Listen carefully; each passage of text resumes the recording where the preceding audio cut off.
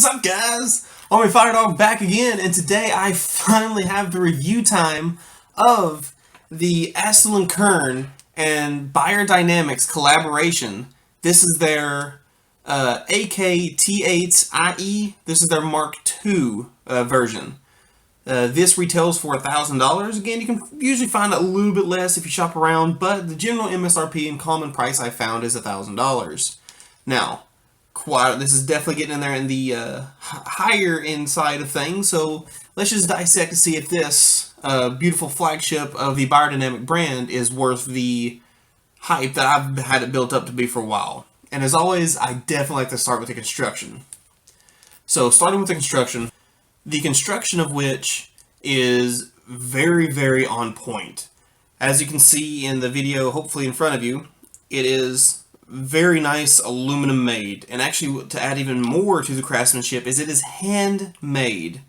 Not entirely, I'm sure there's some machine work in here somewhere, but all of the Beyerdynamics premium products are hand built, which says a whole lot about the company. I do rather like the little subtle engraving of the Astell Kern on the left-hand monitor, and then the Beyerdynamics logo on the right. The cable is detachable, as you can see right there, so this enables many different things. The first thing you can do is, first off, if you have a short in your cable, or say you tear your cable or something similar to that nature, that allows you to replace it much more cheaply than having to send it back in and repair it. Or you can purchase an upgrade cable to improve the sound a little bit further than what comes even default. That sounds just absolutely amazing as is, which I will touch on very soon. As you move further down the cable, you have, well, first you just notice how just well built the cable is. The tensile strength is very, very strong. They're very elastic and it's not rigid at all. This helps a lot with the microphonics. Now, there is some that is present, but it's not overwhelming by any means. It's actually very, very tolerable. And then finally, moving towards the bottom, you have two options on the termination. You have the standard 3.5mm cable that you are seeing here, and then you also have provided a 2.5mm balanced cable. And that's a huge add-on. Now, so construction, as you've seen, is wonderful. Like, absolutely spot on. I have zilch complaints with the constructions.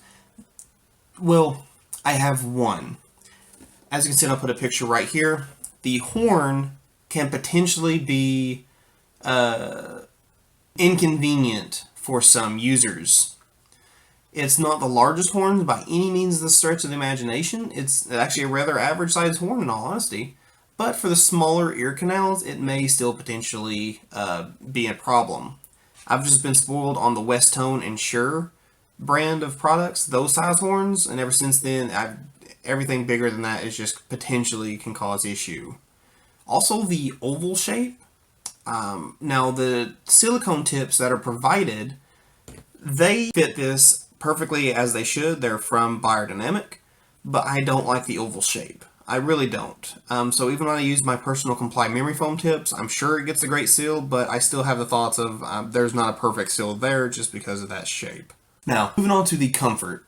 The comfort of these, again, is very subjective to the individual user, but for me personally, I had zero complaints or issues with the comfort. I wore these for hours on end without the slightest bit of irritation. I even slept in them because they are very, very flush. I shall actually put in my ear right now with your ear. So very similar to my customs. As you can see right there, there's not much at all to them. I mean, it's very, very flush. You can lay on them without any pressure hitting your ears. Again, I do have slightly larger than your average size ears, but even for those with normal, or even maybe less than normal ears, with the size of the width of these, I don't think you will have any issues whatsoever.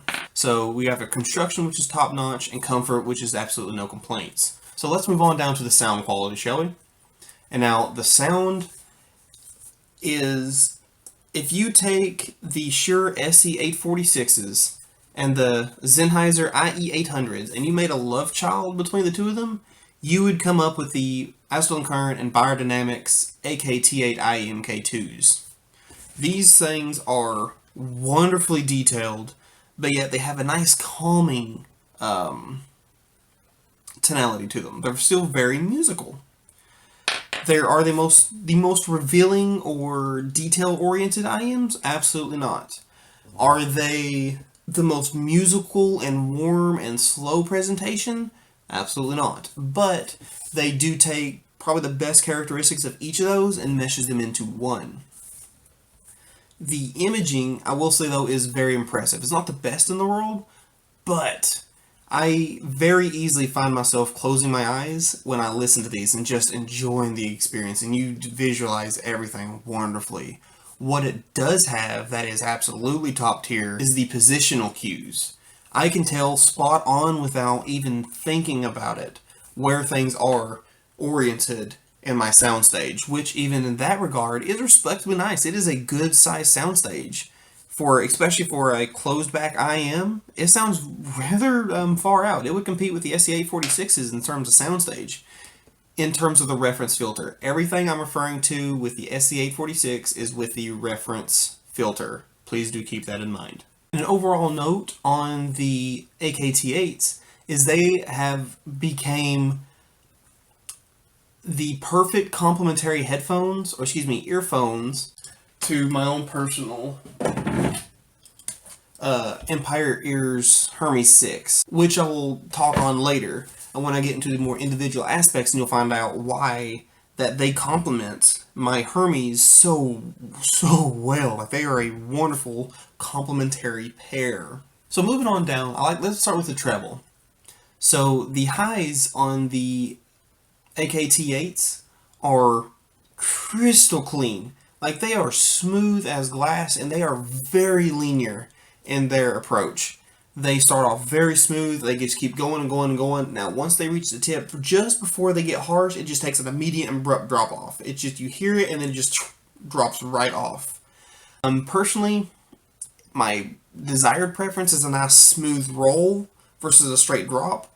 But these do tend to extend a little bit further than those IMs that have a roll-off, or even headphones that have a roll-off. They extend a little bit further, so you get that crisp where you're almost quencing, but it teases you and it stops right before you get to that point. And in the treble, the treble is what really reminds me mostly of the Shure SE846. It's a very smooth presentation. It's wonderfully controlled of itself, but it's also very soft. There's no rigidness, there's no frequency range in the treble that really sounds out of place or sounds like it shouldn't be there, or more forced, if I may. So now moving on to the mid section. And the mids, as you guys know, is my most nitpick section. I love the mids for that's where you feel the soul of the artist. That's where the artist can send their emotions to you and connect with the audience that is listening to them. So on the mid-range on the AKT8s is very neutral and balanced. It's just super clean, and it's very almost reference quality. It produces the music so vividly that I can almost swear on a well-recorded piece that the artist is singing like directly to me. Especially when you combine that with the already very top tier and top shelf locational abilities of the IMs. I mean, if he or she feels like they're singing to me personally, and that is really nice, especially on live recordings, because these do a wonderful job of placing you in the audience. It's the mids that really shine out as to what complements my Hermes 6 the most. As you know, my Hermes has a very nice forward mids, along with the upper bass range, which gives that nice warm, welcoming kind of presentation to it. Whereas the AKT8s are very clinical, they're very accurate. Those who like to detail whore their music will feel right at home with these, but not feel so clinical they can't enjoy it. That's why I feel they complement my Hermes is by far best in the mids, because that's my favorite section of the music is the mid-range. And they are just spot on. I could not have the slightest ounce of complaint in the mid-range of the AKT8s. Alright, now moving on to the bass range. And now the bass, I've been saving this for the end of it, but I'll start off, reminds me most of the Sennheiser IE800s. It's a wonderfully soft, it's a very warm, and it's just a really engaging kind of bass line to it. Just like as it would be a heartbeat. It keeps the music in check, keeps the body in check. It needs to have the ability to speed up while maintaining its overall control, but it also needs to be able to slow down when need be and keep its pace and rhythm. And with the AKT8s, just like the treble does, it has a wonderfully linear, but there is a little droop between the upper bass and then the mids. It's just a slight little, just not really a droop, but it feels kind of bloated actually. I guess it's not a droop. It just feels like it's a little bit bloated. The bass just doesn't sound natural. That's the only area of the bass that I feel has any out of placement, and it's not even, honestly, it's not even enough. I'm just nitpicking, and straight up honesty, I'm just nitpicking, trying to find something wrong with these IMs. Now, when you move on to the sub bass line, these are very impressive on the sub bass. Like, they have a wonderful, like, you can feel it. It's not enough to call them bass heavy because they're not. They are overall a very balanced signature, but you can feel it when the music gets you really nice sub bass range. As of late, I've gained a really good interest to trap music and EDM when I'm going to work, kind of get me in the mood, get me upbeat and ready to go. And with these, they were able to handle the strong upbeat tempo of both trap or EDM, like very, very nicely. I really enjoy listening. In fact, I would go with probably these for the control for trap and EDM music, even over my personal Hermes. And they're my go-tos for everything. But the control that these possess is just unrenowned. So in conclusion, guys, it feels like it has been a rather quick review. I'm not sure what the actual time frame is going to be, but I really tried. I easily, I'm using a conservative number, I easily put over 50 hours of listening time into the AKT8s, easily. And I have enjoyed royally every minute of it. These, I have tried so hard to find a fault in those, and all the faults I did find are just me nitpicking. They really are. They're built wonderfully solidly and hand-built. You guys do not know me personally, or some of you may.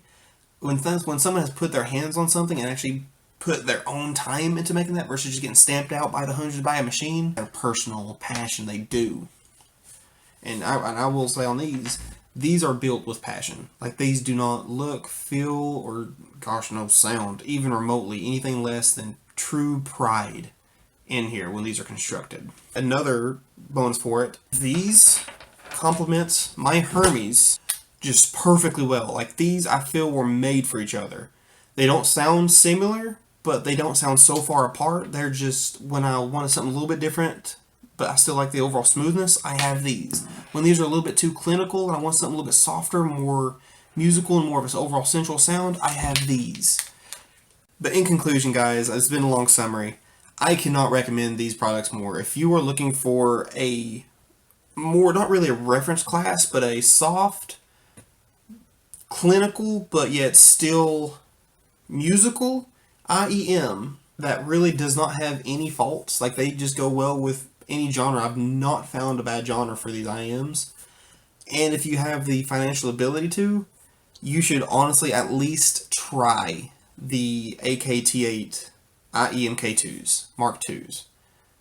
They're spot on. Like, they are everything I would expect a product in the $1,000 price range to be. I have zero complaints. Astell Kern and Beyerdynamic, I wholeheartedly and solemnly tip my hat to you. You did a wonderful job on this product. Please continue this up. But guys, that is it for the review of, again, the Astell Kern and Beyerdynamic collaboration AKT8ie Mark IIs. If you have any questions or think there's something I may have missed, please hit me up in the comments down below. And I love replying to every one of you. I love hearing what makes you all love audio products. I like hearing what products you guys are into. I mostly enjoy when you guys are communicating with each other. I cannot argue that enough. If you know some products that someone else is asking me they might like, even if I've already replied, feel free to say, actually, I think you like this one better, or she'll like that product better. I'm only one person. I've not heard even remotely close to what this field has to offer. Take all of our knowledge combined, and let's see what we can do with it. Let's see how many people we can find their ideal sound presentation, shall we? As always, my name is Army-Firedawg. It has been a pleasure, but most importantly, I ask of you all, please, stay safe.